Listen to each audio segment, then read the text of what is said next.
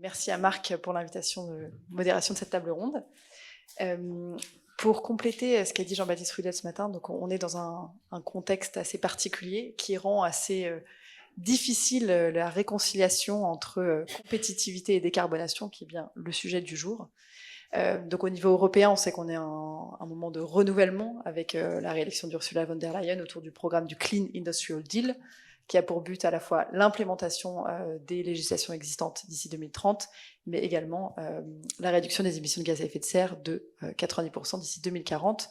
Tout ça en même temps que le rétablissement, on va dire, des prix de l'énergie abordables et la mise en place de chaînes de valeur sûres et résilientes. Donc un objectif très ambitieux. En parallèle de ça, on a eu la publication du rapport Draghi il n'y a pas si longtemps, qui vient compléter du coup le programme d'Ursula von der Leyen et qui a souligné 3 défis majeurs pour l'Europe en termes de compétitivité. Donc le premier, c'est innovation et productivité. Donc là, on l'a mentionné déjà, il y a un retard accusé par l'Europe par rapport notamment à ses concurrents mondiaux, en particulier sur les sujets des technologies propres et des véhicules électriques. Le sujet énergie-décarbonation, où on voit que l'agenda climatique de l'Europe est, on va dire, freiné par des prix de l'énergie encore trop élevés. Et un dernier point qui est sur tout ce qui est sécurité et dépendance stratégique. Et je pense qu'on y reviendra un peu plus dans la table ronde suivante, mais avec bien sûr des sujets de dépendance, notamment par rapport aux matériaux critiques et vis-à-vis de la Chine. À l'échelle internationale, on pense évidemment à la réélection de Donald Trump et les implications que ça pourrait avoir, et on y reviendra un peu plus tard. Mais avec la menace d'un retrait de l'accord de Paris, d'une politique américaine basée sur l'expansion des énergies fossiles, mais sûrement et probablement la réévaluation des relations transatlantiques et plus généralement de la politique commerciale internationale des États-Unis, avec évidemment des conséquences là-dessus pour la France et pour l'Europe. Et au niveau national, on n'est pas en reste non plus, avec le contexte que vous connaissez, donc un gouvernement sans majorité parlementaire, qui se heurte en ce moment à la question du budget 2025 avec l'objectif ambitieux de rétablir du coup le déficit en dessous de la barre des 5% pour l'année prochaine.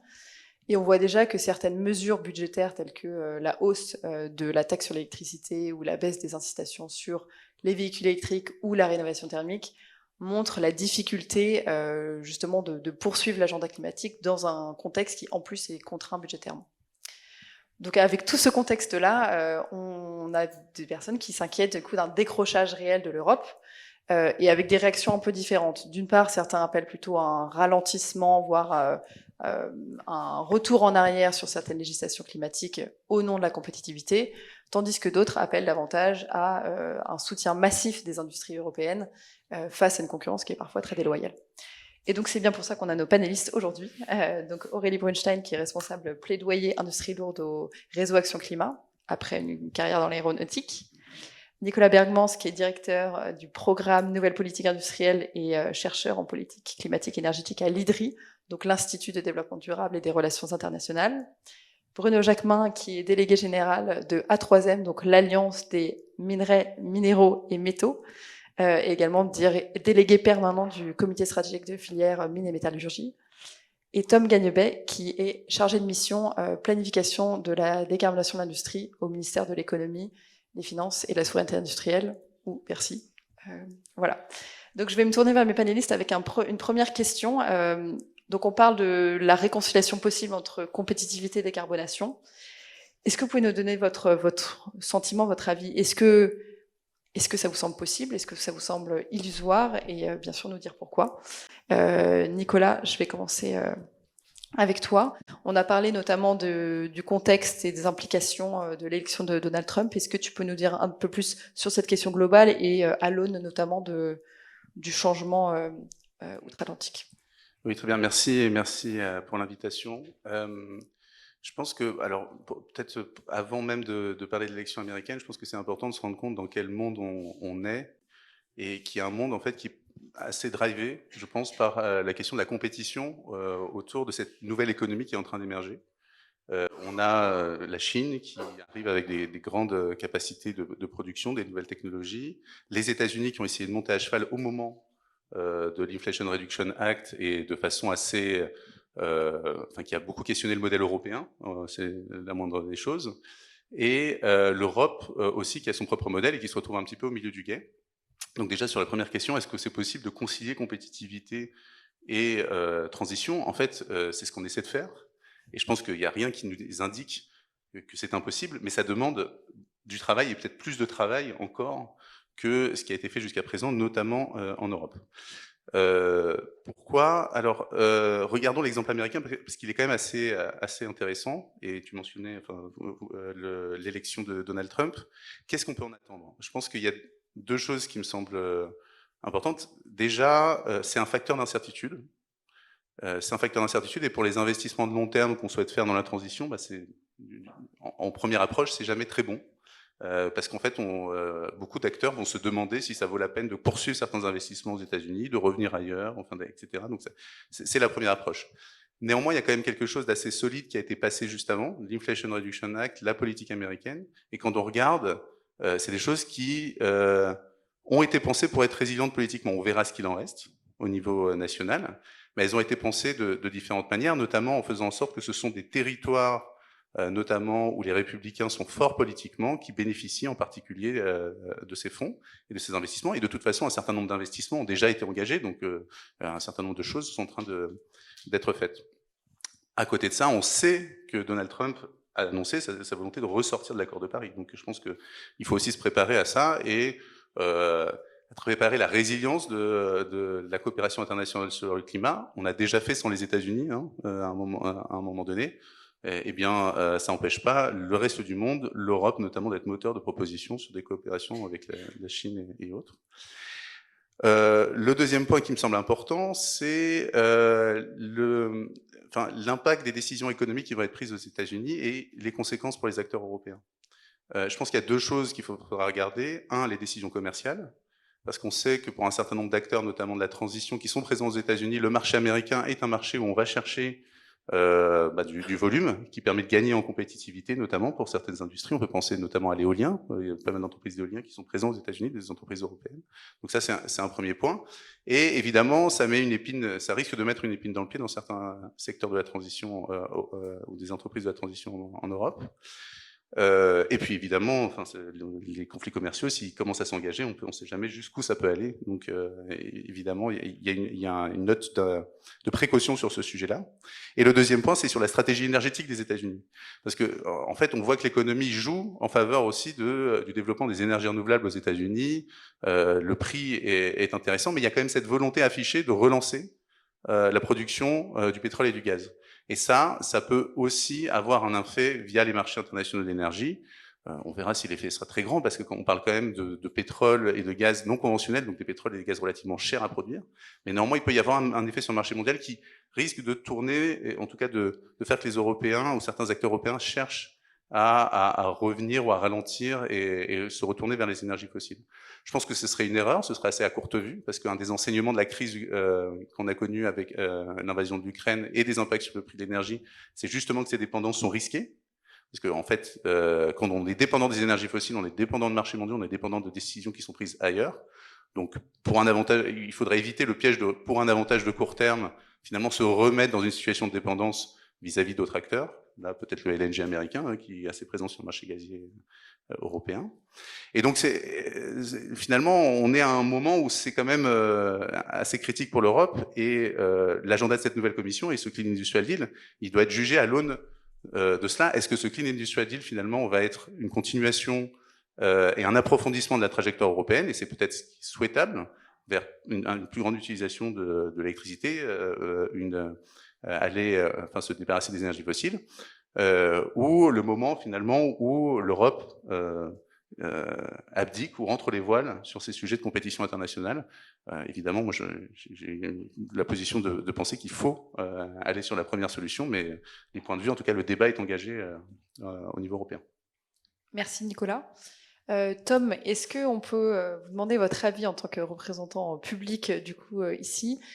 Nicolas vient de mentionner le Clean Industrial Deal, et avec les questions que ça pose, est-ce que c'est un approfondissement ou pas? Quelle est la position de l'État français là-dessus? Et puis bien sûr sur la question qui a été posée entre réconciliation, décarbonation et compétitivité.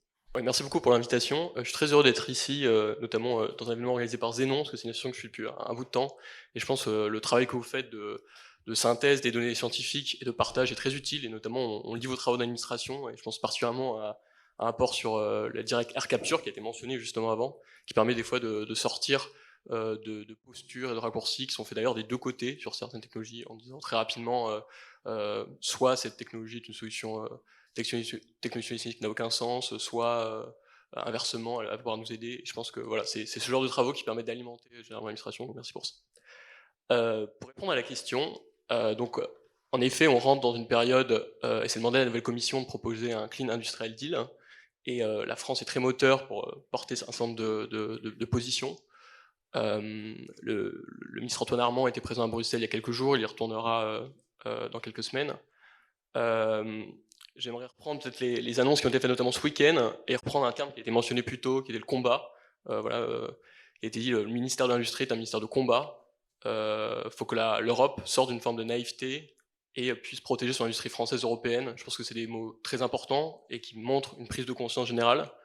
D'un point de vue personnel, je dirais même qu'il faudrait peut-être, si on sort d'une forme de naïveté, rentrer dans une forme d'humilité vis-à-vis de la position de l'Europe en tant que leader sur ces sujets de transition bas carbone. Parce que comme on le voit, des pays comme la Chine est capable aussi de produire très rapidement, d'intégrer très rapidement, d'installer des bornes de recharge électrique ou des voitures électriques beaucoup plus rapidement que nous. Faut aussi quand même nuancer ce propos en disant qu'en Europe, grâce à nos outils réglementaires, on a été capable de baisser nos émissions très vite, nos émissions territoriales, mais également nos émissions importées, malgré ce qui est dit parfois, et là faut aussi clarifier les choses. On n'est pas seulement en train de remplacer nos émissions territoriales par des émissions à l'extérieur, c'est en partie vrai mais pas totalement. Nos politiques climatiques fonctionnent en Europe, et il faut maintenant s'assurer qu'elle fonctionnera dans les années à venir, avec un contexte changeant. Donc c'est tout l'objet du Clean Industrial Deal, qui va compléter le NZIA, qui était ce texte qui a permis de soutenir principalement les technologies qu'on appelait d'industrie verte, donc des équipementiers de l'énergie. On appelle ça les Big Five, les électrolyseurs, les panneaux solaires, les éoliennes, les pompes à chaleur, etc. Le Clean Industrial Deal a vocation plus à se concentrer sur l'industrie en amont, l'industrie lourde. Et un des grands positions portées par l'État français, c'est d'avoir de porter des politiques sectorielles, quelque chose au niveau européen, donc s'intéresser à l'automobile, à l'acier, à la chimie, secteur par secteur, en étant capable d'identifier justement les cas échéants, les surcapacités chinoises, les crédits d'impôt européens. Donc le constat est là, et les travaux sont en train d'être menés. La position française n'est pas complètement attribuée, donc je ne peux pas vous dévoiler ici exactement le contenu évidemment du Clean Industrial Deal, mais l'État est au travail. En parallèle de ce Clean Industrial Deal, et qui vont sûrement être intégrés dans ces discussions, il y a l'objectif 2040 qui est fixé. Donc, comme vous le rappelez, il y a l'objectif de neutralité carbone à 2050 très ambitieux européen. On s'est également fixé un objectif en 2030, un plan d'étape de réduction de moins 50% des émissions, moins 55%, pardon. Et on est en train de discuter, et la Commission a proposé un objectif de moins 90% pour cette étape de 2040. Ça a des implications très très importantes. Et nous, et l'État français va essayer de s'assurer que cet objectif puisse s'articuler avec une politique industrielle. Et c'est quelque chose qui a été constaté dans le passé sur plein d'aspects, et sur certaines politiques énergétiques. Je pense par exemple à la politique énergétique de l'hydrogène. Un rapport de la Cour des comptes européenne pointe justement que des objectifs en propre n'étaient pas nécessairement construits sur des analyses sous-jacentes assez fortes, et il faut s'assurer que nous ne reproduisons pas les mêmes erreurs. Et donc c'est pour ça qu'il y a un travail de fond à faire sur ce point. Et je conclurai sur un troisième volet, sur ce Clean Industrial Deal, qui sont les marchés carbone européens, qui est en fait la politique phare de l'Europe d'un point de vue climatique, et qui se différencie très clairement des autres zones géographiques, que ce soit les États-Unis ou la Chine.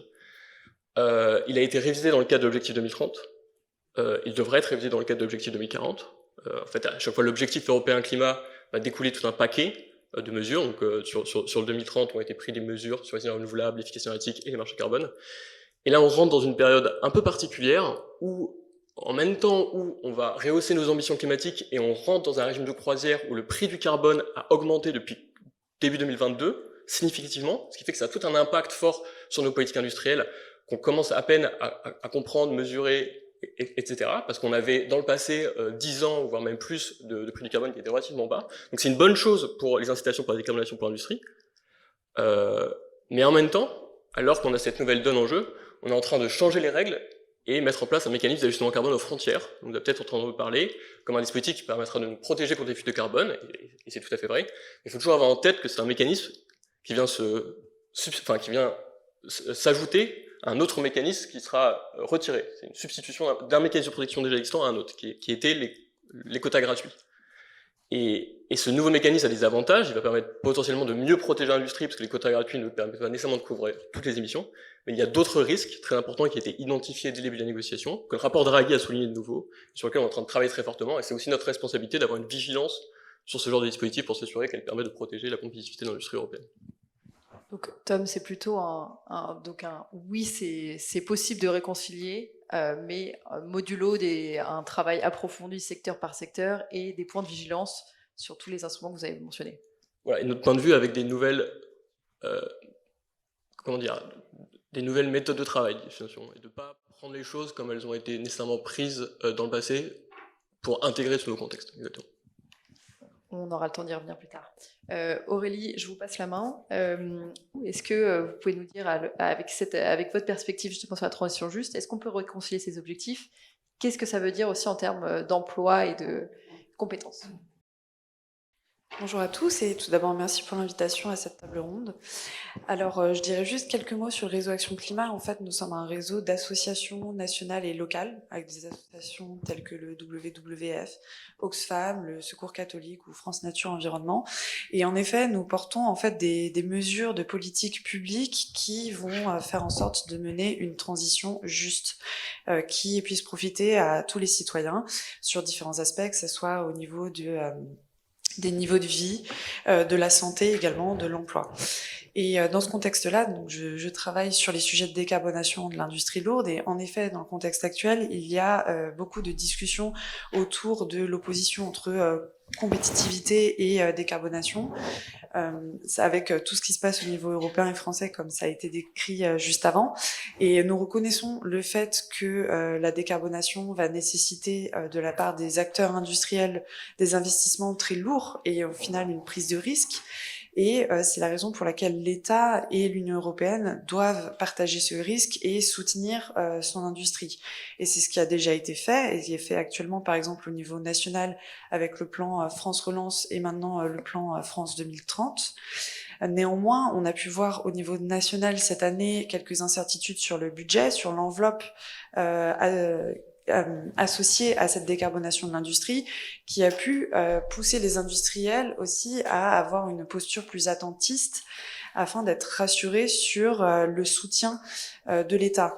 Donc déjà, un des premiers piliers pour garantir la compétitivité des industries dans le contexte actuel de décarbonation qui va être forcé par la fin des quotas gratuits européens, c'est déjà que l'État puisse garantir sur la durée, sur les prochaines années, un soutien sans faille aux industries. Et pour cela, pour nous, il est important maintenant de voir l'aide publique comme un investissement, plus comme une dépense, un investissement pour la société. Donc en fait, comme tout investisseur, les citoyens doivent pouvoir demander des dividendes aux industriels, et des dividendes sociaux, environnementaux, climatiques. Et c'est la raison pour laquelle nous militons en fait pour une contractualisation des aides publiques, c'est-à-dire conditionner l'aide publique au respect de certains objectifs. C'est ce qui a été mis en place très récemment et qui devrait arriver pour les prochains appels à projets de France 2030, et nous nous en réjouissons. Néanmoins, nous considérons que c'est un mécanisme qui doit être étendu à d'autres types de soutien financier, que ce soit au niveau national comme au niveau européen. On peut par exemple se poser la question de conditionner le futur fonds de compétitivité européen. Et surtout, nous souhaitons que ces conditions aillent au-delà du respect d'engagements climatiques et qu'il y ait aussi des conditions sur l'aspect social. Et cette envie de vouloir conditionner à des critères sociaux, elle vient quand on constate en fait qu'actuellement les entreprises sont peu nombreuses à anticiper l'impact de leur stratégie de décarbonation sur l'emploi et les compétences, et elles sont encore moins nombreuses à les publier et à en discuter dans leurs instances de dialogue social. Donc c'est pour ces raisons-là qu'il nous semble maintenant indispensable que les entreprises partagent une étude d'impact de leur stratégie de décarbonation sur l'emploi et les compétences. Et cette étude d'impact, au final, est obligatoire pour les grandes entreprises depuis la loi climat et résilience, mais on constate que cette obligation n'est pas respectée. Donc en fait, une première forme de condition pourrait être juste d'avoir un respect de la loi sur ce sujet-là, et que les salariés puissent avoir de la visibilité sur leur emploi lié à la décarbonation de leur industrie. Et pour nous, c'est un pilier fondamental parce que on considère que la transition, si elle veut être, si elle est juste, elle ne doit pas s'imposer brutalement aux travailleurs et ils doivent pouvoir avoir le temps d'anticiper la poursuite, enfin l'évolution de leur carrière dans ce contexte de décarbonation.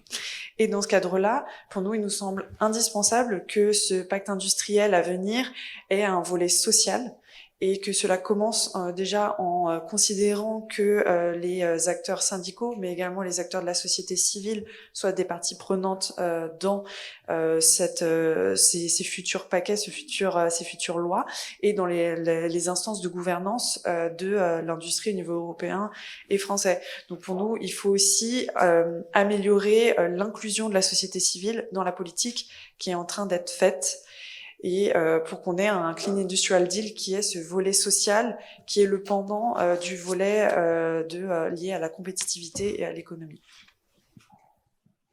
Merci Aurélie. Bruno, vous êtes le représentant industriel à cette table. Est-ce que vous pouvez nous dire est-ce que les industriels de la filière des mines et de la métallurgie demande aujourd'hui un relâchement des engagements climatiques pour sauvegarder justement certaines activités? Merci, Bélo. Bon, alors, effectivement, moi, je représente une filière qui est qui a extrêmement souffert de la désindustrialisation de ces 40 dernières années. C'est les extracteurs miniers, si vous en connaissez, qui opèrent sur le territoire, faites-moi signe. C'est les transformateurs en métallurgie et en sidérurgie. Globalement, c'est 75 réseaux sociaux qui, pour une grande partie d'entre eux, appartiennent à des groupes européens, voire internationaux.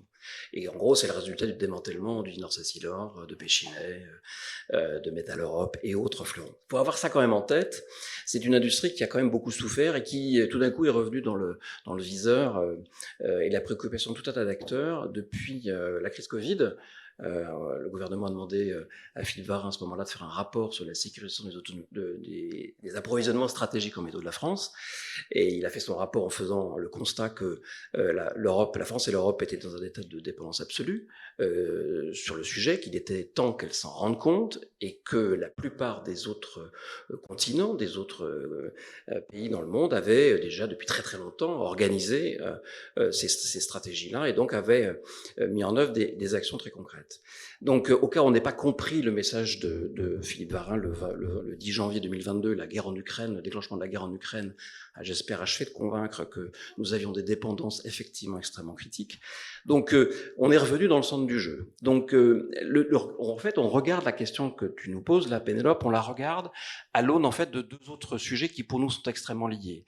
La décarbonation, c'est aussi un enjeu, pour notre industrie, ça s'inscrit dans deux autres enjeux qui sont l'autonomie stratégique des filières de souveraineté française et qui sont la réindustrialisation ou du moins la prospérité économique de notre territoire européen. Ce qui est assez surprenant pour nous, c'est que on hésite encore à assumer le fait qu'en Europe, que pour avoir une industrie, une économie prospère, il faut un socle d'industrie lourde prospère. C'est quand même étonnant parce que c'est ce que font tous les autres. Tous les autres pays dans le monde, toutes les économies mondiales travaillent sur le développement de leur industrie lourde. Nous, on est en train de se dire, finalement, cette industrie lourde qui contribue faiblement à la valeur ajoutée manufacturière, qui consomme beaucoup d'énergie, qui émet beaucoup de carbone, finalement, est-ce qu'on a encore besoin de l'avoir chez nous ? Je trouve ça assez sidérant qu'on se pose encore cette question-là. On sait très bien que quand on enlève ce socle, finalement on enlève la possibilité de faire demain, on sort de l'Europe la production d'acier, on terminera par avoir finalement l'ensemble des produits qui iront avec, puisqu'il y a une logique de chaîne industrielle de valeur et d'approvisionnement autour de cela.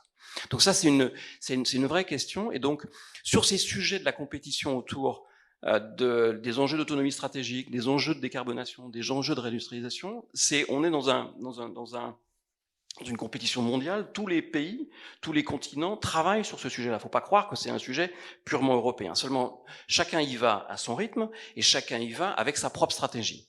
Et pour moi, le risque, c'est que l'Europe soit l'idiot utile du dispositif à l'échelle internationale. Pourquoi ? Parce qu'elle décide d'y aller de manière extrêmement volontariste. Alors c'est d'un point de vue d'ambition extrêmement généreux, mais elle y va avec une épée en bois. On parle de combat, oui, on va au combat avec quelles armes ? Avec quelles armes allons-nous au combat ? Prenons la mesure de nos dépendances, prenons la mesure de nos difficultés, prenons la mesure de l'effort à faire. Donc pour répondre précisément à la question, notre industrie n'a aucune envie d'arrêter les efforts qui sont engagés sur la décarbonation parce qu'elle n'a pas le choix. Elle n'a pas le choix parce qu'elle a engagé ce mouvement et on ne change pas d'avis dans notre industrie tous les 2 ans au gré d'une intention politique ou d'une intention exprimée. On est sur une industrie temps long sur l'investissement et temps court sur les conséquences commerciales. Donc pour nous, on n'a pas le choix. C'est parti. La question derrière, c'est est-ce que l'effort qui va être fait à l'échelle européenne dans le Clean Industrial Deal et à l'échelle française, parce que rappelons-le, la France, dans l'Europe, elle est au dernier rang dans l'industrie. On a 10% de l'industrie, l'industrie représente 10% du PIB. Les pays européens qui sont derrière nous, c'est le Luxembourg, Malte et Chypre. Et donc l'effort à faire en France, est double. Il est à l'échelle nationale et il est à l'échelle européenne. Mais ayons quand même un peu en tête cela. Donc notre enjeu à nous, il est effectivement de penser que sur cette capacité à réconcilier décarbonation et compétitivité, il faut travailler à fond sur les clés de la compétitivité. La clé de la compétitivité, c'est quoi? C'est le prix de l'énergie. On paye l'énergie en Europe 2 à 3 fois plus cher que partout dans le monde. Forcément, quand on est un industriel et qu'on doit rentabiliser ses assets, jusqu'à présent, c'est la règle du régime capitaliste, on peut en changer, mais à ce moment-là, démocratiquement, faisons d'autres choix. On optimise ses assets là où on a les rendements qui sont liés à l'énergie. On est des industries hyper électro-intensive, l'énergie coûte cher, on veut décarboner, ça nécessite effectivement de passer du charbon, du gaz à l'électricité. Sur quelle base allons-nous avoir de la visibilité sur les prix de l'électricité à très long terme? Si on n'a pas de visibilité sur le long terme, et le long terme, c'est pas 5 ans, c'est 10 ans, c'est 15 ans, c'est une visibilité effectivement extrêmement forte pour ça. Donc ça, c'est le premier sujet. Les éléments de compétitivité, c'est d'abord l'énergie. Puis après, c'est un élément de politique commerciale. Un élément de politique commerciale où on essaye je vais pas sortir, je n'ai pas malheureusement de tracteur à lisier derrière moi, mais le sujet est le même. Est-ce qu'on accepte d'importer en Europe des produits qui sont élaborés dans des conditions environnementales et sociétales qu'on n'accepte pas en Europe? C'est ça le sujet. Aujourd'hui, notre industrie, pour ne parler que de la sidérurgie, elle est passée d'une position de net exportateur dans les années 2010 à une position de net importateur. On importe de l'acier. On importe de l'acier et la Chine, mais pas que, l'Inde, la Turquie, l'Algérie, l'Égypte, tous les pays émergents, parce qu'ils sont dans une logique d'expansion de leur industrie et ils se retrouvent avec des surcapacités et ils inondent notre marché. Ce qui fait que même les politiques, les mesures de sauvegarde qu'on a mises, les taxes qu'on met aux frontières pour faire rentrer ces produits sont même pas dissuasives compte tenu du prix auquel ces produits sont vendus. Donc on a un vrai sujet. Là, il faut effectivement perdre sa naïveté et puis mettre des mesures qui ne soient pas forcément protectionnistes, mais qui, à un moment donné, protègent cette industrie par rapport aux enjeux qu'elle doit avoir. Et on ne réclame pas une fermeture des frontières, on est plutôt partisan, effectivement, d'une économie ouverte et libérale. Mais à un moment donné, avec ce qu'on appelle en bon français un level playing field, quoi. À un moment donné, il faut se battre avec des armes égales à l'échelle internationale, ce qui n'est pas le cas. Et ce qu'on voit, c'est que, pour prendre un peu tel qu'il est mon voisin de gauche, c'est que quand effectivement on met en place le MACF, donc le mécanisme d'ajustement carbone aux frontières, on ne sait pas exactement comment ce mécanisme va être mis en œuvre, mais ce qu'on sait, c'est que les quotas gratuits, on va les perdre. Donc, je veux dire, la contrepartie négative, on la connaît, elle est certaine. L'efficacité du dispositif, on ne le connaît pas. Et on est évidemment pour que ce mécanisme fonctionne, mais l'enjeu est considérable parce que nos compétiteurs sont très malins. Ils ont une capacité industrielle forte. Ils sont aussi tout à fait capables de regarder comment on produit de l'acier en Chine, mais on le vend via la Thaïlande ou via le Vietnam en Europe. Pour diluer les contrôles et à un moment donné faire que ce MACF soit pour eux plus une opportunité qu'une contrainte. C'est ça la réalité à laquelle on est confronté. Merci Bruno. Dans un contexte qui quand même reste un contexte budgétaire contraint, hein, qui est pas négligé, que ce soit en France ou en Europe, quand on veut monter au combat et justement réconcilier ces objectifs décarbonation, compétitivité, ça nécessite de faire des choix. On n'aime pas forcément faire des choix parce que les choix, ça veut souvent dire des gagnants et des perdants, mais mine de rien, on est quand même à l'heure des choix. Est-ce que Tom, d'un point de vue national et ou européen, vous pouvez nous en dire plus sur les choix à faire et la vision de l'État justement par rapport à ça, par rapport au travail qui a été engagé et que vous continuez d'engager? Sur les choix à faire, oui, c'est des choix, on peut appeler ça aussi des paris technologiques. Il faut faire des paris, il faut avoir du flair quand on fait un pari technologique. C'est ce que l'Europe a fait dans le passé. Certains paris ont fonctionné. Et aujourd'hui, au niveau national, du coup, je reviens un peu sur l'action de la DGE, l'action de l'État plus généralement, sur les enjeux de planification de la décarbonation de l'industrie. Le président de la République avait réuni les dirigeants et dirigeantes des 50 sites industriels les plus émetteurs en novembre 2022, ce qui permettait de mettre 50 personnes dans une salle et discuter avec eux. Et ces 50 personnes représentaient 50% des émissions de l'industrie. Et on a mené un travail pendant 1 an de discuter avec ces industriels. C'est eux qui sont mis au travail et le président de la République leur a demandé un plan, des feuilles de route de décarbonation pour atteindre le nouveau objectif Horizon 2030 rehaussé par l'ambition européenne. Le deal qui avait été passé, c'était dire vous vous mettez au travail et en échange, si le travail est sérieux et que vous nous montrez qu'on est capable technologiquement d'atteindre cet objectif, l'État sera là pour vous aider. Il y avait cette logique de doublement d'une enveloppe qui était déjà existante par des fonds 2030 qui étaient annoncés. Ce travail a été réalisé très rapidement, en 1 an, et 1 an plus tard ont été signés des contrats de transition écologique entre les industriels et les ministres. Sur la base de ces travaux, on a permis en fait d'alimenter notre planification au niveau national comme jamais elle n'a été faite dans le passé. C'est qu'on avait une vision nouvelle, très bottom-up, avec des retours terrain d'industriels qui, eux, savaient comment décarboner leur industrie. Et on a tiré de ça des grands enseignements. D'un point de vue technologique, en fait, on identifie très schématiquement 4 grosses briques qui sont des intrants énergétiques nouveaux, donc la biomasse, justement, carbone naturel, carbone vivant, pardon. L'électrification des procédés industriels, l'efficacité énergétique, la réduction des intrants matières, la capture et le stockage du carbone, et quelques autres leviers, type intrants de biogaz aussi, ou l'usage de l'hydrogène électrolytique. Et ces technologies, pour les introduire dans des procédés industriels, vous avez besoin de 2 choses, des financements et de l'électricité bas carbone pas chère. Alors pour la partie financement, justement, on a pu, vu que les industriels nous avaient partagé beaucoup de données, même technico-économiques, faire des estimations très fondées sur ces chiffres de besoins en soutien public. Et c'est ces travaux-là qui ont permis d'objectiver une trajectoire et une répartition en fait, de cet effort entre l'industriel et l'État, et qui n'ont permis d'avancer des demandes budgétaires nouvelles. Et c'est dans l'actualité d'ailleurs, parce que la semaine dernière, il me semble, le gouvernement a déposé un amendement au projet de loi de finances 2025 d'1,6 milliard pour la décarbonation de l'industrie, justement dans cette logique de débloquer une première brique pour prendre la suite du plan France 2030 et accompagner les industriels pour lancer des grands projets de décarbonation profonde. Donc le PLF 2025 n'est pas encore adopté, mais voilà, c'est dans le...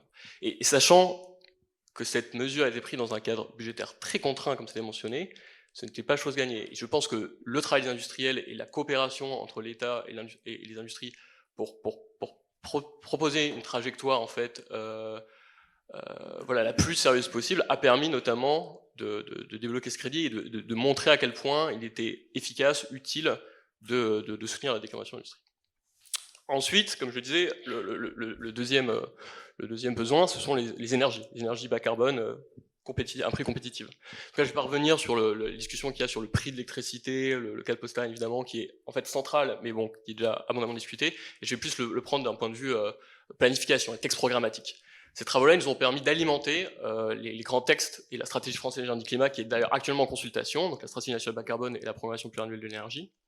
Mais elle nous a aussi permis en fait d'ajuster notre vision qu'on avait historiquement de certaines technologies. Et là, je pense particulièrement à l'intrant d'hydrogène dans les procédés industriels, où, grâce à ce travail, notamment, nous avons réalisé qu'il y avait des contraintes techniques qui n'avaient pas été identifiées précédemment, des contraintes économiques et des évolutions du contexte, notamment de marché sur cette technologie, qui font qu'on a potentiellement besoin de réajuster les trajectoires et les objectifs initiaux qui étaient mis en place. Et là, je pense que voilà, que ce soit entre l'étude du CEA, je pense que Engie a mis à jour ses scénarios, il y a eu un rapport de régulateur de l'énergie européen hier, il y avait le rapport de la Cour des comptes qui montre que globalement, on a une vision commune de dire qu'il faut ajouter cette technologie. Mais en revanche, la décarbonation est tout autant urgente, on a un objectif en 2030 à atteindre, et donc il faut recourir à d'autres technologies, et on regarde de très près les technologies de capture et stockage du carbone.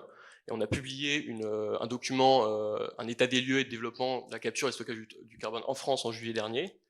Et on s'intéresse aussi, en substitution de cet hydrogène, sur certains types de procédés, pas partout, à l'usage du biogaz, encore une fois carbone vivant, qui peut être très pertinent, vu la non-difficulté à intégrer cette molécule dans les procédés, parce que vous n'avez aucun changement d'actif à faire.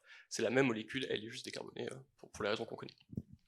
Juste si je me fais un peu l'avocat du diable, la capture du carbone, pour moi, c'est aussi une manière de faire justement de ne pas faire de choix en termes Par exemple, je prends l'exemple du ciment. On sait très bien qu'un des leviers clés pour décarboner, c'est tout simplement réduire la part du clinker, donc l'ingrédient principal qui fait le ciment. Donc finalement, réduire le ciment dans le béton. La capture du carbone, elle ne va pas résoudre ça, elle va juste s'ajouter à la production du clinker. Et ça, il y a un choix. On a parlé d'emploi, parce que derrière, c'est des emplois, c'est des assets qui sont non amortis, etc. Je ne vous repose pas une question maintenant, parce que je pense qu'on va donner la parole aux autres panélistes, mais peut-être qu'on pourra y revenir. Voilà. Notamment le bouclage aussi sur les sujets biomasse, etc. Et la capacité à déployer tout ce qui est dans les contrats de transition écologique. Bruno, vous avez mentionné les sujets des dépendances à l'étranger. Dans un monde parfait, dans un monde parfait, on pourrait globaliser tous nos efforts, mais dans un monde du coup imparfait, où on cherche à réindustrialiser en Europe, qu'est-ce qu'on peut décemment penser produire, quel est le socle industriel qu'on peut avoir en Europe versus ce qu'on peut avoir à l'étranger. Je sais qu'on avait mentionné aussi les sujets d'une meilleure intégration des chaînes de valeur. Est-ce que vous pouvez nous en dire plus ? Oui, bien sûr. Tous nos choix sont liés. Il n'y a pas de choix qui soient indépendants l'un de l'autre. Et le choix qu'on fera sur nos schémas industriels, les choix qu'on fera sur les compétences et les formations, je n'ai pas répondu à la question de tout à l'heure, mais oui, le sujet est encore insuffisamment traité chez nous, on en a parfaitement conscience. Mais ces choix-là vont être effectivement ils vont avoir un impact sur l'ensemble des thématiques.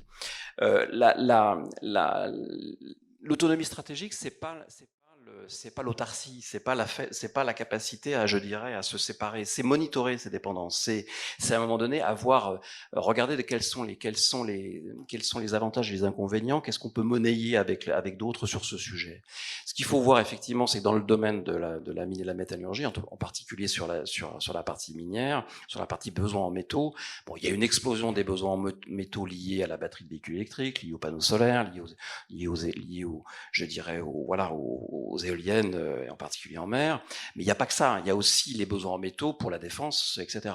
En fait, on est dans un monde de métaux, on l'a oublié pendant des décennies. On a 40 métaux dans n'importe quel produit industriel qui existe aujourd'hui, et notamment sous forme d'alliages, etc. Donc, pour tous ces éléments-là, on a besoin à un moment donné de faire prendre conscience à l'ensemble du monde industriel, qui malheureusement, en tout cas le constat qu'on a fait depuis les années 2022, depuis la publication du rapport Varin, l'a un peu oublié, c'est qu'en fait, pour faire un canon César, on a besoin d'acier blindé, on a besoin de cellules particulières optiques qui nécessitent, et quand on regarde tous ces éléments-là, on a des métaux critiques et stratégiques, ou appelons-les comme on veut, pour nous ils sont tous critiques et stratégiques, dans des quantités parfois extrêmement faibles, avec des coûts parfois extrêmement faibles, mais si on ne les a pas, on fait pas le produit en question. Donc, et c'est cette difficulté à un moment donné pour les industriels de se dire comment je monitore un risque, comment je gère un risque sur un produit sur un produit que je peux à un moment donné ne pas avoir, que je ne connais pas, dont je ne connais pas l'origine dans la chaîne de valeur. Donc c'est là où il faut à un moment donné qu'à l'échelle industrielle, on réinterroge la capacité de l'ensemble des industriels à bien comprendre le mécanisme de leur chaîne de valeur et à regarder après comment ils sécurisent tout cela. Alors, si on parle d'un point de vue, j'ai évoqué des besoins de métaux extrêmement importants, le minerai en lui-même c'est bien, mais il faut surtout savoir le transformer. Donc il y a aussi dans la chaîne de valeur, compris chez nous, donc particulièrement chez nous, des éléments importants dans le raffinage, la transformation, etc. Et force est de constater que depuis 20 ans, la Chine a non seulement mis la main sur les gisements miniers de par le monde, elle en a beaucoup chez elle, mais elle a mis par des accords, la fameuse route de la soie, elle a mis des accords, je dirais, partout pour sécuriser ces gisements, mais surtout, elle a acquis, grâce à nous, des technologies de transformation qu'elle a améliorées, parce que les Chinois, depuis que, on a, juste pour signaler le dispositif, chez CATL, qui est, comme vous le savez, le fabricant de batteries chinois, il y a 10 000 personnes qui sont en recherche, qui sont des chercheurs sur la batterie.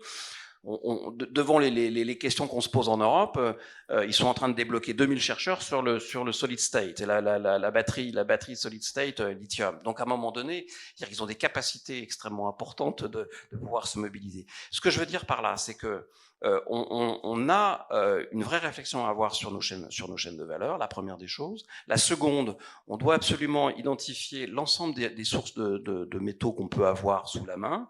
Il y a évidemment l'extraction minière. Pour moi, elle est indispensable parce que On est dans une évolution de la population mondiale, dans une évolution du niveau de vie de cette population mondiale, dans une urbanisation de cette population mondiale, et ces trois critères-là, mathématiquement dans l'histoire de l'humanité, c'est de la consommation de métaux. Voilà. Mais ça ne nous empêche pas de regarder, notamment à l'échelle européenne, où on peut considérer que notre population est plutôt stable, l'urbanisation est plutôt aboutie, et que le niveau de vie, même si on a encore des efforts à faire, est à peu près stabilisé. Là, en revanche, on peut beaucoup travailler sur les enjeux de recyclage, parce qu'on a effectivement sur notre territoire des gisements de matières usagées, de métaux usagés assez considérables. On en a, alors dans les résidus de production minière, vous allez me dire, on n'a pas de production minière en France. Non, mais ça fait quand même 2000 ans qu'on a des mines en Europe, et on a des résidus miniers utilisables, dans quelles conditions économiques, mais en tout cas utilisables. On a des résidus de production. Quand Aubert et Duval produit une tonne de lingots de titane, vous allez avoir à peu près 100 kilos de ce titane que vous allez retrouver dans un avion. Ça veut dire qu'il y a 900 kilos qui se perdent en copeaux, en poussière, en éléments divers et variés sur l'ensemble de la chaîne de valeur. Donc, il faut garder ces déchets de production, éviter de les vendre à l'international. Et puis après, il y a le produit en fin de vie. On peut travailler sur tout ça. C'est des nouveaux modèles qui nécessitent effectivement de travailler de manière alignée entre les acteurs sur l'ensemble de la chaîne, qui n'est pas toujours le cas aujourd'hui. On a des acteurs qui... on voit bien qu'on a des sujets sur lesquels il faut faire des investissements de temps long. Des investissements de temps long sur lesquels il faut à la fois s'assurer qu'on a la ressource et qu'on a le client.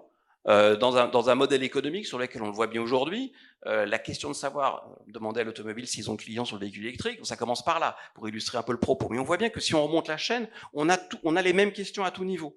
Et en Europe, on n'est pas capable d'aligner les intérêts de l'ensemble des acteurs industriels pour rigidifier une chaîne, pour structurer, solidifier, rendre une chaîne de valeur résiliente. Ce qui fait la force des Chinois, c'est ça.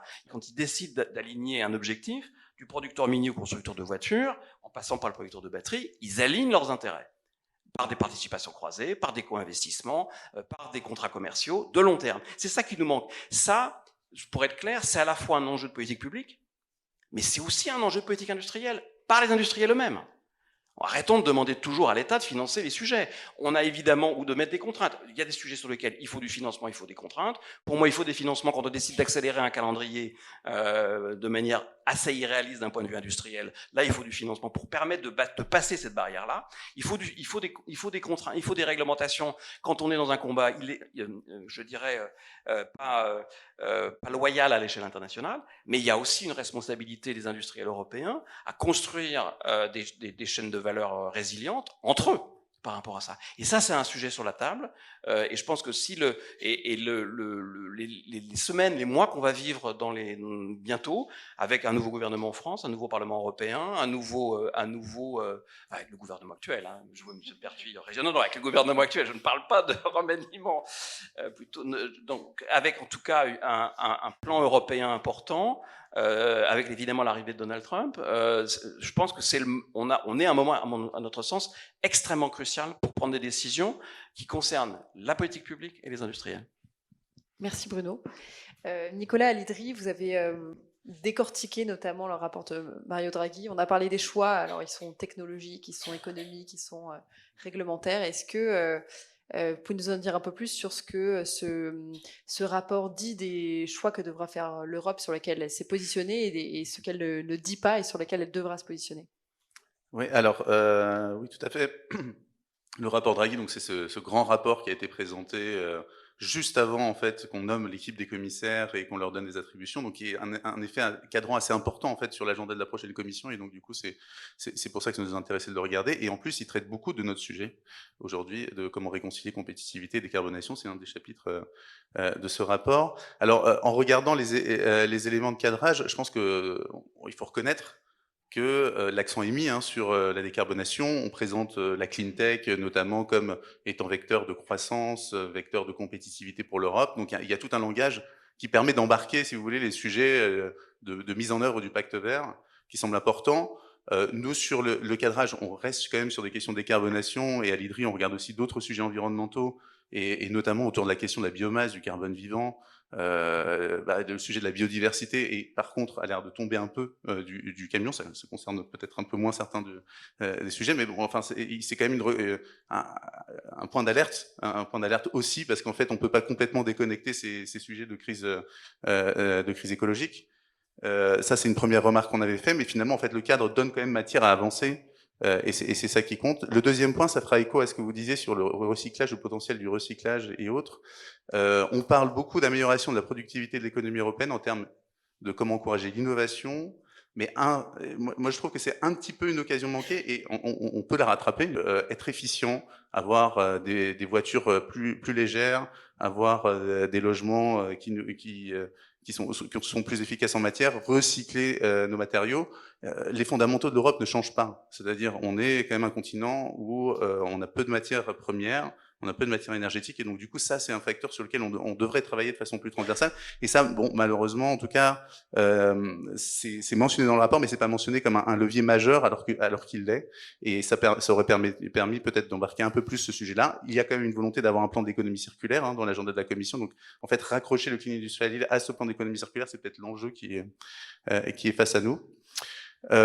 Sur l'autonomie stratégique, je voulais juste réagir à ce que vous disiez.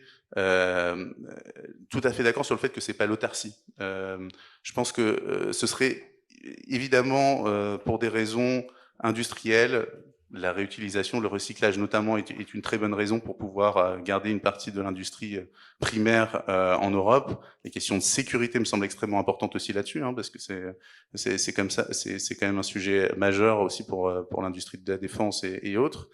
Mais quand même, il y a quand même des avantages à penser un certain nombre de partenariats internationaux autour de ces questions-là. Je l'explique pourquoi, parce que vous le disiez, notamment c'est des industries très électro-intensives, très énergie-intensives et très électro-intensives peut-être demain dans un monde bas carbone. Et on sait que les ressources électriques de l'Europe, même si on a un modèle décarboné, elles seront peut-être plus rares qu'ailleurs.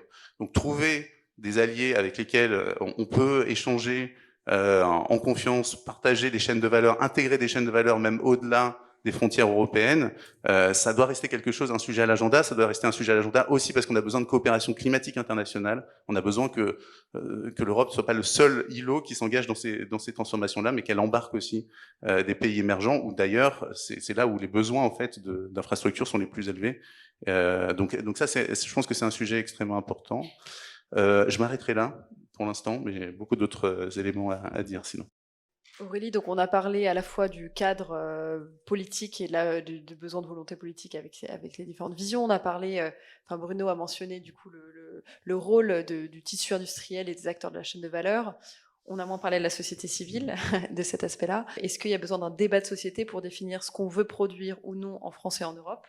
Comment est-ce que vous appréhendez tout ça au RAC? En fait, ces dernières années, au niveau national et européen, on a pu voir beaucoup de discussions sur quelle est la décarbonation que l'on veut voir pour l'industrie. Et ces discussions se sont très vite orientées vers les technologies de rupture, les technologies innovantes et sur le fameux pari technologique. Et on peut illustrer ces discussions avec tous les débats qu'il y a eu sur le captage de carbone, qui est au final un débat qui a eu lieu, mais plus au niveau technocratique finalement, qui n'a pas inclus la société civile, à l'image de la stratégie nationale CCUS, qui a été publiée cet été, et qui auparavant avait fait l'objet d'une consultation qui était limitée aux acteurs économiques, alors que cette technologie, elle va avoir des répercussions sur certains riverains qui seront sans doute concernés par des projets de stockage de carbone. Donc ça touche le sujet de à quel moment et comment on inclut la société civile dans ce débat plus global de quelle décarbonation on veut pour l'industrie et quelle industrie on veut pour le futur. Et ce débat, il est également nécessaire parce qu'il y a un enjeu majeur qui est sur l'acceptabilité des projets industriels en France. Et le débat, c'est aussi une manière d'améliorer cette acceptabilité et d'informer les citoyens sur les choix qui sont pris par l'industrie et sur l'impact que ça va avoir sur leur quotidien. Et dans ce contexte, en fait, actuellement, on a beaucoup de débats au niveau local et territorial pour chaque projet industriel qui fait l'objet d'une concertation organisée par la Commission nationale du débat public.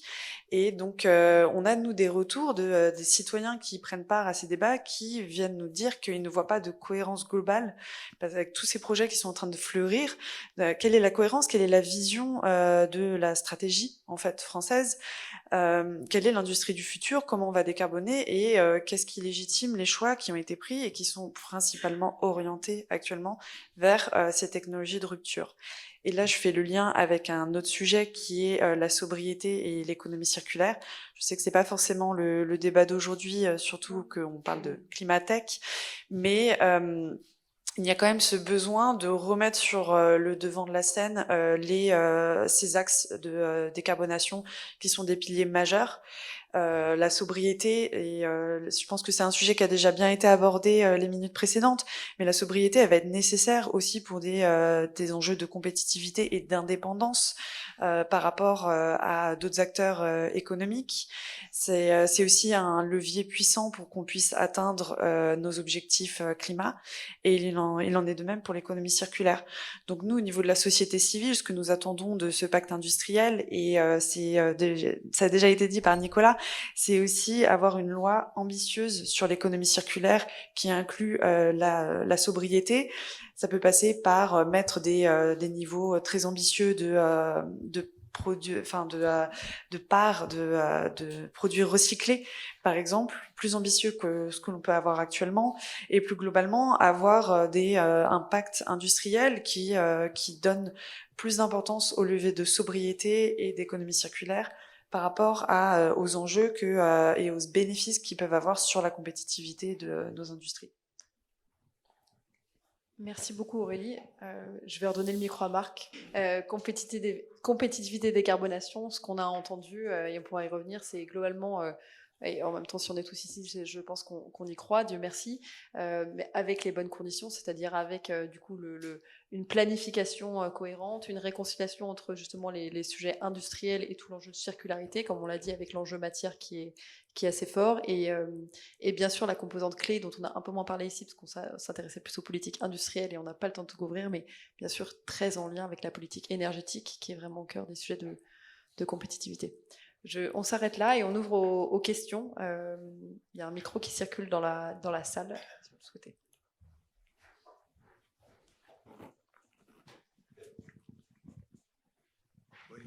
Merci beaucoup pour ce débat très intéressant. Oui, il a été évoqué la question d'alimentation en matières premières et notamment de minerais.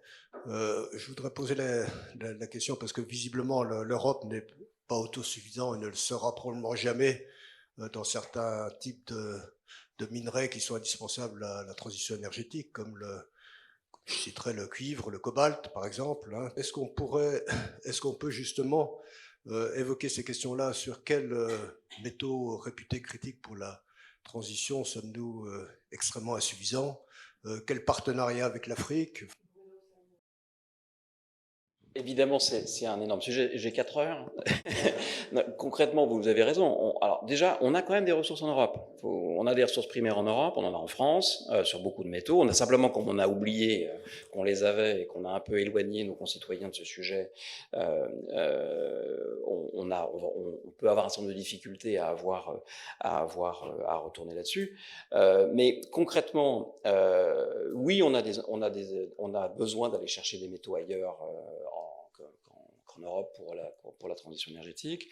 Les métaux classiques, lithium, cobalt, manganèse, sont évidemment des métaux majeurs pour le véhicule électrique, et il faut aller les chercher en partie ailleurs parce qu'on en a besoin. Après, on a des sujets. Vous citez l'Afrique, moi je pourrais vous parler de la Nouvelle-Calédonie, où là le sujet il est plus du tout économique. Donc on a aussi un sujet de réinventer des relations avec les pays producteurs de minerais, à la fois pour les accompagner dans leur propre transition, dans leurs propres évolutions. Il est évident qu'aujourd'hui, ils n'ont aucune envie, on le voit bien dans la politique africaine de la France, ils n'ont aucune envie de devenir des fournisseurs de minerais que nous exploiterions à l'échelle européenne. Donc, quel est le deal qu'on est capable de faire avec eux pour arriver à construire un appui à leur développement? Ils vont aussi avoir des besoins d'évolution d'infrastructures, d'évolution de produits liés à la décarbonation. Donc, comment on fait? Là, c'est un sujet ouvert. Il a été engagé. Le rapport Varin a mis en place un dispositif sur une diplomatie minière qui est en train de se préparer. L'Europe est en train de structurer aussi un certain nombre de partenariats autour de tout cela. Donc je dirais la mesure du problème est à mon avis prise. Après, c'est un enjeu encore une fois de positionnement de l'Europe à l'échelle internationale vis-à-vis des pays en voie de développement. Quel est le message qu'on veut porter? Quel est le message qu'on veut à mon avis regarder? Quand aujourd'hui on a un projet européen pour exploiter une mine en Argentine, au Niger ou ailleurs, nous on arrive avec des financements pour la problématique minière. Les Chinois, ils arrivent avec la mine, l'énergie, le transport, la formation, l'accompagnement social. Voilà, ils arrivent avec une palette, une offre packagée.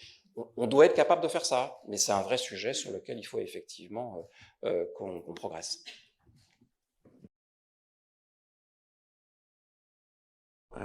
J'étais intéressé d'avoir vos vues sur un acteur économique important quand même qui n'a pas été mentionné, qui sont les consommateurs. Parce que cette transition, on va tout leur imposer.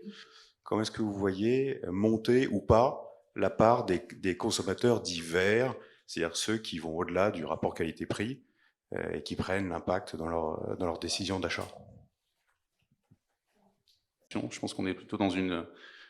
évidemment, ils sont importants, hein, mais je pense qu'on est aussi dans une optique où on a besoin, là par exemple, si je pense à l'industrie de l'acier, on a besoin que les choses se passent assez vite hein, quand même sur le pas de temps industriel, et donc ça demande à réfléchir à la fois à une stratégie de différenciation pour certains consommateurs, mais peut-être aussi à une stratégie d'incorporation dans les produits de tous les, enfin, pour tout le marché.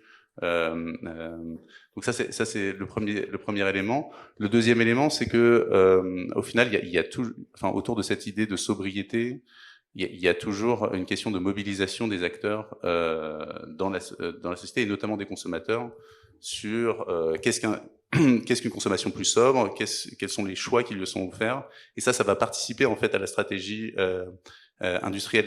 Enfin, un industriel réagit au marché, et donc du coup, si les consommateurs orientent dans une certaine mesure leur choix, et ben ça va remonter en fait finalement chez les acteurs économiques et tout au long de la chaîne de valeur. Et in fine, c'est peut-être moins de matière, plus de matière recyclée derrière, et donc des transformations industrielles qui sont facilitées si certains choix de consommateurs sont pris. C'est certain que les consommateurs ont un rôle à jouer dans le fonctionnement du marché actuel. Après, c'est vrai que on voit aussi actuellement que ce n'est pas la priorité finalement de beaucoup de Français. Donc c'est pour ça aussi que nous voulons appuyer plus sur l'aspect politique. Comment est-ce qu'on peut pousser les acteurs industriels à sauter le pas de la décarbonation sans attendre un signal très fort du marché et anticiper dès maintenant la décarbonation. Bon, ça a été fait par diverses politiques, mais c'est vrai que de notre côté, en tout cas, pour des aspects de transition juste, on considère qu'il y a toujours en effet besoin d'informer les consommateurs sur quel pouvoir ils ont pour faire changer les choses, mais on est aussi dans une optique de moins mettre la pression sur le consommateur qui actuellement est plus préoccupé par des problématiques de coût de la vie, par exemple, ou juste des problématiques de santé et du quotidien. Donc c'est la raison pour laquelle nous voulons aussi cibler le travail sur les industriels et sur les politiques. J'ai l'impression que, par exemple, sur la technologie de la capture et du stockage du carbone, en fait, on a exactement la même question que vous avez sur les mines. Est-ce qu'on préfère ouvrir des mines en France avec les impacts environnementaux qu'on connaît, ou que les mines soient ouvertes autre part avec les mêmes impacts, voire les pires impacts, et qu'on importe ces minerais? Donc c'est la même question sur le stockage du carbone. Il y a des projets qui sont en train de se développer en Norvège, il y en aura au Danemark, il y en aura au Royaume-Uni. Est-ce qu'on est prêt à ouvrir des sites de stockage sur le sol français? La question se pose.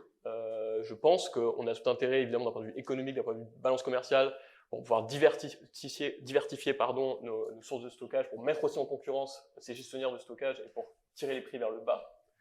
En revanche, on a ce souci d'acceptabilité sociale. Et là, j'ai envie de dire, j'enlève ma casquette d'agent de l'administration d'État et je mets celle de citoyen pour plutôt donner un avis personnel, et qui est que, évidemment, on peut mettre en place des consultations, il faut le faire et c'est nécessaire, etc. Mais je pense qu'il faut qu'on soit aussi créatif sur les façons de le faire. Parce qu'on a eu, il me semble maintenant, 3 consultations sur la stratégie française du climat, parce que là, c'est beaucoup de textes, ils évoluent, et c'est bien d'avoir une approche itérative.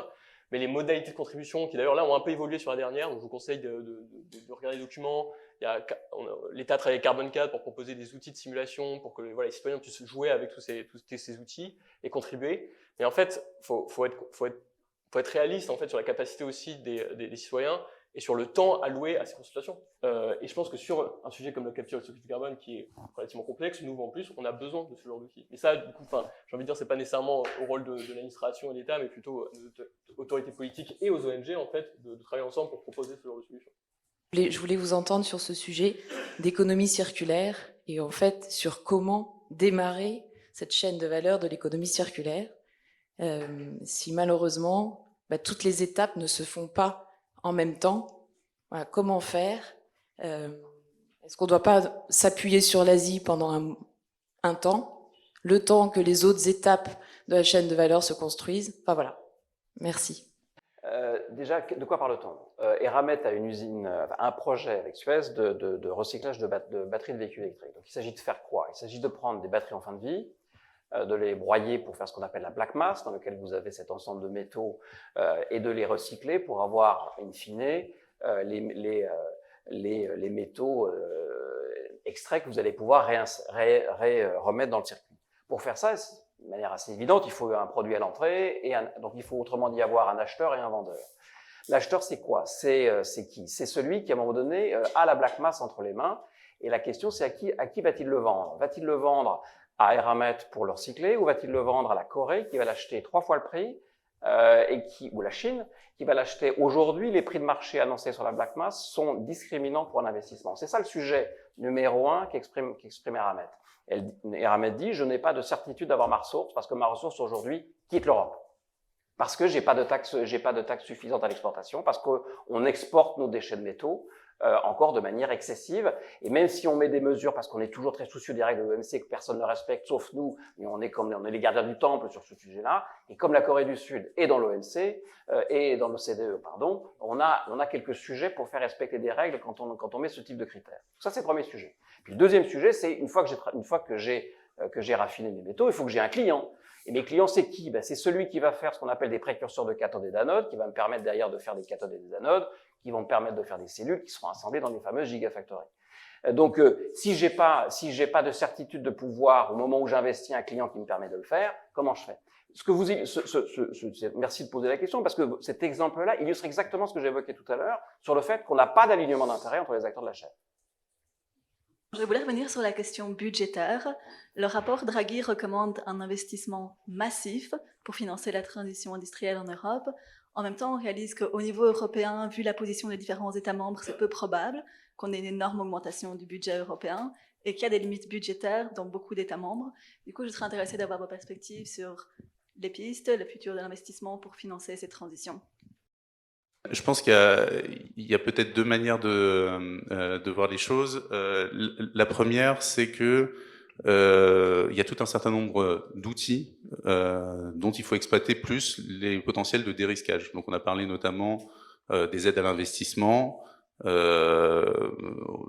contrats carbone différence, en tout cas ce type d'instruments qui peuvent permettre de mieux financer en tout cas cette transition, de mieux mobiliser du capital privé. Et ça peut être aussi, on discute beaucoup par exemple de faire rentrer des fonds privés dans les investissements dans les nouveaux réseaux d'électricité. Donc ça c'est une première partie de la question, mais la deuxième partie qui est d'où vient l'argent, qui est finalement des questions très politiques entre États membres.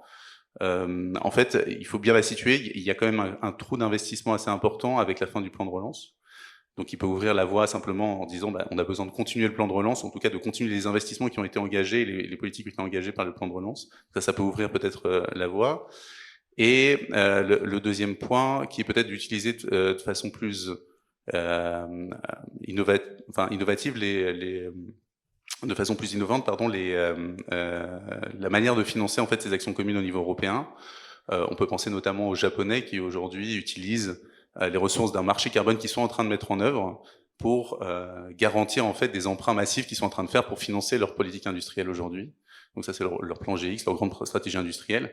Alors nous on a déjà un marché carbone, il est déjà en train de se réduire, les émissions sont déjà en train de se réduire, mais quand même les prix vont monter. Il y a la question de ces ressources communes, de ce qu'on en fait. Et notamment sachant qu'en plus on est en train de décider d'étendre un deuxième marché avec les TS2, peut être une partie de la solution. Dernier point, vu le contexte politique, c'est vrai, n'est pas aidant en fait pour dire on doit avoir plus de dettes européennes dans certaines géographies, mais en fait, je pense qu'une semaine avant la décision du plan de relance européen, on était dans la même situation, c'est-à-dire la dette européenne n'arrivera jamais et est impossible. Donc on est aussi dans des questions de posture de négociation. On va avoir une échéance extrêmement importante l'année prochaine avec la discussion sur le nouveau cadre pluriannuel européen, et c'est pas interdit d'avoir des surprises. En tout cas, le Draghi était très clair sur le fait que ça fait sens de s'endetter pour cette question-là, cette question d'investissement dans l'économie européenne. Ouais. Moi, j'ai une suggestion. On a de l'épargne des Français, on a l'épargne publique, enfin, l'argent des concitoyens. C'est aussi un formidable levier qu'on peut utiliser. Ça rejoindra la préoccupation qu'exprimait Aurélie de comment on associe le citoyen aux choix politiques, aux choix stratégiques qu'on a à faire. L'enjeu qu'on a devant nous, la décarbonation, la transformation de l'électrification de notre société, la transformation des usages, c'est d'abord des transformations de comportement. Ces transformations de comportement, elles vont nous toucher tous. Dans notre manière de vivre, dans notre manière de nous déplacer, dans notre manière de travailler, dans notre manière de nous déplacer, dans nos loisirs, etc. Aujourd'hui, moi j'ai vu les travaux faits par le SGPE, le secrétariat général à la planification écologique, qui annonce effectivement qu'il y a ces chantiers de changement de comportement. Mais je suis désolé, c'est pas la technostructure État à mettre sur la table avec des présentations en demeurant très bien faites. Mais c'est un débat politique dont on parle là. Donc c'est peut-être que le fait d'utiliser l'argent de nos concitoyens, qui est à mon avis une des rares possibilités qu'on a de financer réellement cet effort collectif, pourrait permettre de remettre le citoyen au cœur du jeu, pour partager avec lui, les enjeux de cette stratégie et lui faire participer à la décision. Merci beaucoup, merci Pénélope.